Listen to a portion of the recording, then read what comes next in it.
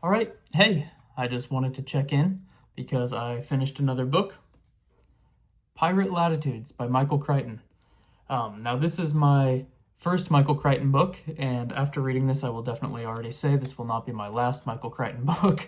I really enjoyed Pirate Latitudes, and I'm just going to do a small review here of it. This one's not going to be as long as a normal video of mine, I don't think, because honestly, I think you should just go experience this book yourself. It's pretty short, and it's very well worth the read. So the premise of this is that there is a man named Captain Charles Hunter who is a man in the New World, mid-1600s, just kind of discovered America. They're kind of pirating along the Caribbean right now. And while Captain Hunter is in Jamaica, in Port Royal, he is hired by the governor of Jamaica, named James Almont, I believe his name was, to go and conduct a raid upon a Spanish fortress in Montanceros, I believe is how...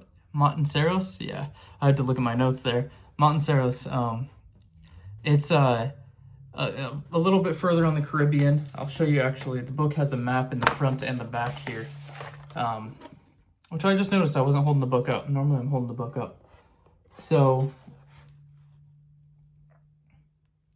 right here is where we start out in Port Royal, and the goal is to get over to Montanceros up here, which is where the Spanish are really populated, and it's kind of dangerous waters. Nobody goes to this area. Throughout this book, we actually do make our way all the way around the Caribbean and then back, but that's just a little reference point for you to see kind of the area we're in Southern America. So Hunter gets his pirating crew together, and they make for Montanceros. Along the way, they confront a Spanish warship that has a very dangerous man aboard and captaining it. His name is Cazalla, and he is normally in charge of Montanceros, the fortress there, and for some reason he's out and about in this warship.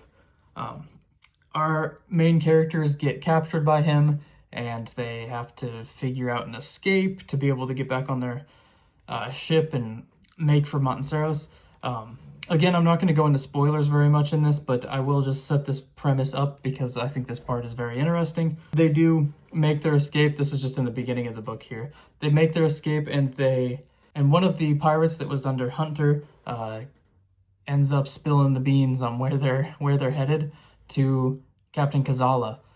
He doesn't really believe him because he's like, that's a dangerous spot, whatever, you're lying to me. But after they make their escape and they make it to Montanceros, they do see that Cazalla followed along, and they see his warship out in the distance while they're trying to conduct this raid on the Spanish fortress to get some treasure. It's a very cool premise, and there's traps that they set along the way. There's cool fights. Now, our main characters have extremely bad luck, and they may or may not have to deal with some crazy storms, maybe a witch aboard their boat, and maybe even a kraken, possibly.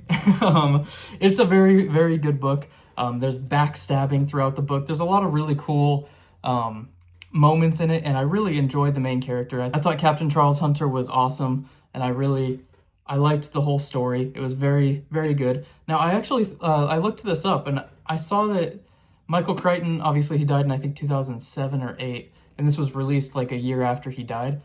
He actually wrote this back in the 70s originally, I believe, and it was just kind of sitting in his files and never got released. And they decided to release it after he died, so kind of interesting. I'm not super sure how much I like when companies do that, or when estates do that. They release the author, or even musicians. It's huge in music. I'm not a big fan when music comes out by a dead musician.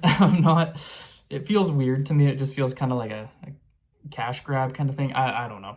But this didn't feel like a cash grab. This was a very good book, and I do highly recommend this book. So anyways, I appreciate y'all for sticking around and watching this, and thanks.